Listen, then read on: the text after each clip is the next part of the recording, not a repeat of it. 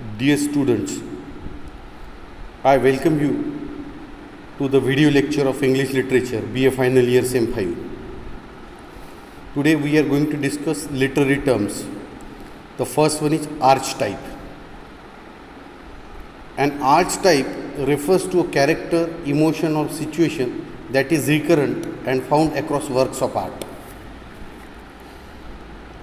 Archetype म्हणजे अशा कॅरेक्टरचा समूह, अशा भावनांचा किंवा अशा परिस्थितीचा ज्या परत परत घडतात, ज्या सतत साहित्यिक कृतीत घडत असतात. The term is derived from the Greek word archein meaning original. हा जो शब्द आहे हा ग्रीक शब्द आर्चिनमधून घेण्यात आलेला आहे. त्याचा अर्थ होतो original. And typos meaning pattern. टायपॉसचा अर्थ होतो पॅटर्न, म्हणजेच आर्चटाईपचा अर्थ होतो ओरिजिनल पॅटर्न. आता बघा, आपण असे आर्चटाईप भरपूर बघितलेले आहेत. उदाहरणार्थ द्यायचं झालं तर सिंड्रेला. आता सिंड्रेला कशी आहे? गरीब मुलगी, सावत्राईचा त्रास, सिंड्रेला कथेत. मग तो आदर्श निर्माण झाला आणि अनेक कथेत अशी पात्रे निर्माण झालीत. जसं हिंदी चित्रपटात फिक्स असतं हिरोचं एक कॅरेक्टर जो अतिशय चांगला, दुसरा असतो विलन जो अतिशय वाईट. तो हिरोला त्रास देतो, मग हिरो शेवटी विलनवर मात करतो. म्हणजे काय आहे? हे आर्चटाईपच झाले. आर्चटाईप म्हणजे सरळ स्टोअर हाऊस आहे अशा कॅरेक्टर्सचं, अशा इमोशन्सचं, अशा सिच्युएशन्सचं जे साहित्यिक कलाकृतीत परत घडत जातात. Archetypes are universal patterns that enable readers to recognize and relate to certain characters or incidents. Archetypes म्हणजे असे वैश्विक आराखडे आहेत, असे वैश्विक पॅटर्न्स आहेत जे वाचकाला मदत करतात आणि ते संबंध जोडू शकतात विशिष्ट कॅरेक्टरचा विशिष्ट घटनेशी. For example, a hero is an archetype. उदाहरणार्थ हिरो काय झाला? आर्चटाइपच आहे, एक फिक्स पॅटर्न आहे हिरो, सद्गुणांचा पुतळा. This type of character is pure hearted, fights for a just cause and is usually virtuous and victorious. आता या प्रकारचं कॅरेक्टर काय आहे? हे एक खूप साध्या मनाचं, सरळ मनाचं, शुद्ध मनाचं कॅरेक्टर असतं. न्याय कारणासाठी हा लढा देतो आणि जास्तीत जास्त वेळ सामान्यतः जिंकतो. On the other hand, a villain is a malicious character who antagonizes the hero and is ultimately defeated. उलटपक्षी खलनायक व्हिलन हा अतिशय वाईट पात्र असतो जो सतत कारस्थान करतो हिरो विरुद्ध आणि शेवटी त्याचा पराभव होतो. The psychologist Carl Jung 1875 to 1961, 1875 जन्म, 1961 मृत्यू. तर हा मानसशास्त्रज्ञ होता कार्ल यंग नावाचा. Use the term archetype to refer to repeated patterns of human experience from prehistoric times that reside within the collective unconscious of people all over the world. त्याने हा शब्द वापरला आर्चटाइप. कशाशी संबंध होतात? त्यांनी सांगितलं की हे परत येणारे पॅटर्न्स आहेत, रिपीटेड पॅटर्न्स आहेत, परत येणारे आराखडे आहेत मानवाच्या जीवनातील. आणि हे केव्हापासून येत आहे? इतिहासपूर्व कालापासून येत आहेत. आणि हे माणसाच्या कलेक्टिव्ह अनकॉन्शियसमध्ये, म्हणजे माणसाच्या संपूर्ण सबकॉन्शियस माइंडमध्ये, मेंदूमध्ये त्याच्या स्टोअर होतात. परंतु हा मेंदू कसा असतो? निद्रिस्त असतो. पूर्ण जगभरात प्रत्येकाची ही सायकोलॉजी असते. आपल्या मनातसुद्धा काही गोष्टी निद्रिस्त असतात, त्या एखादी गोष्ट पाहिल्यावर जागृत होतात. तर हे कलेक्टिव्ह अनकॉन्शियस सगळ्या जगात आहे. सगळ्या लोकांना ही जाणीव असते, परंतु काही गोष्टी ते आपल्या मेमरीच्या मागच्या कप्प्यात टाकून देतात.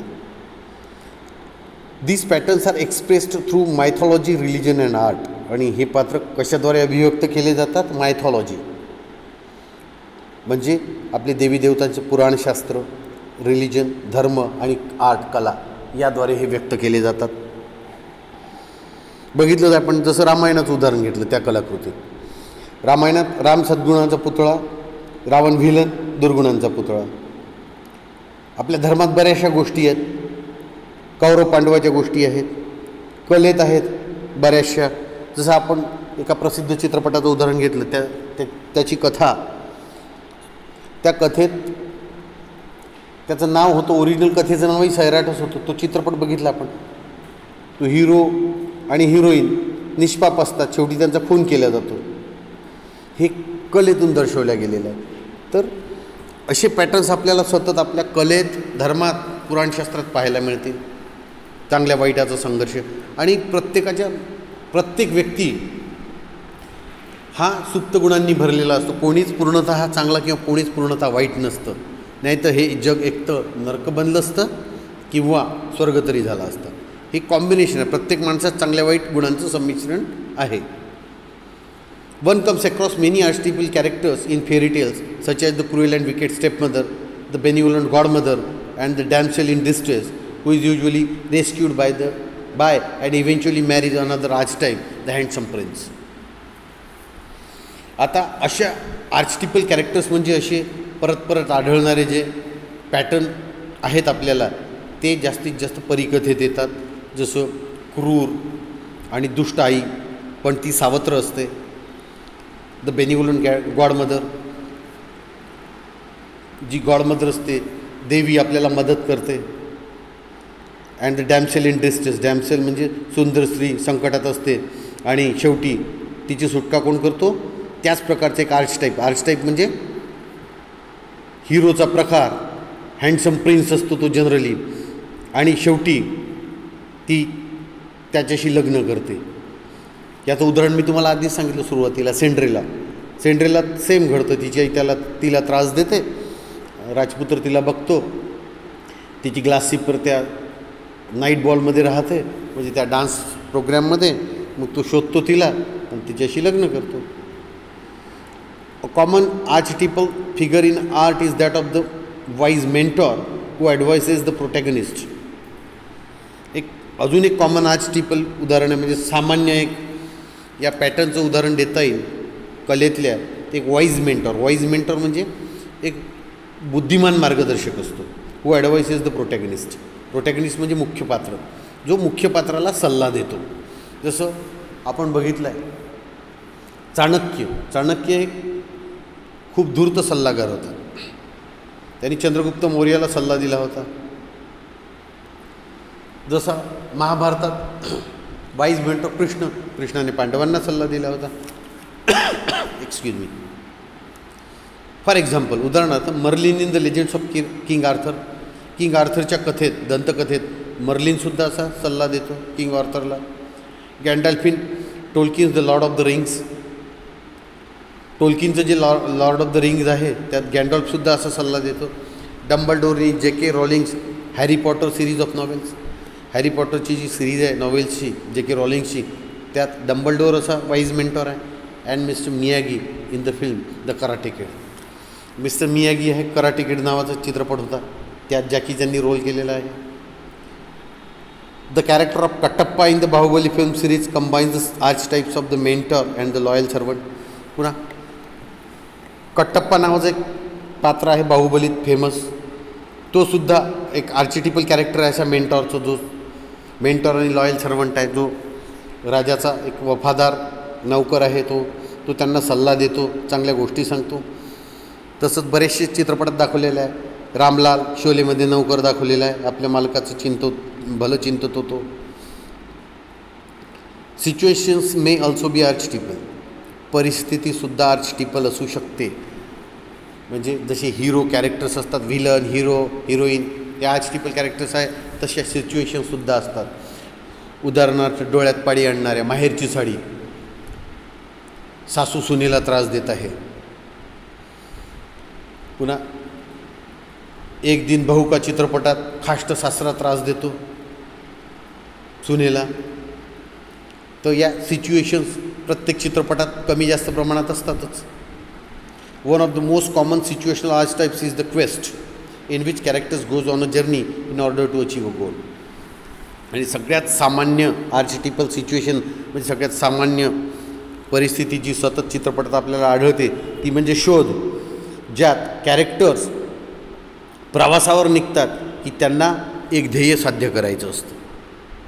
जसं शोले चित्रपटात जय आणि वीरू, धर्मेंद्र आणि अमिताभ बच्चन गब्बर सिंगच्या शोधात निघतात, त्यांना पकडून द्यायचं असतं.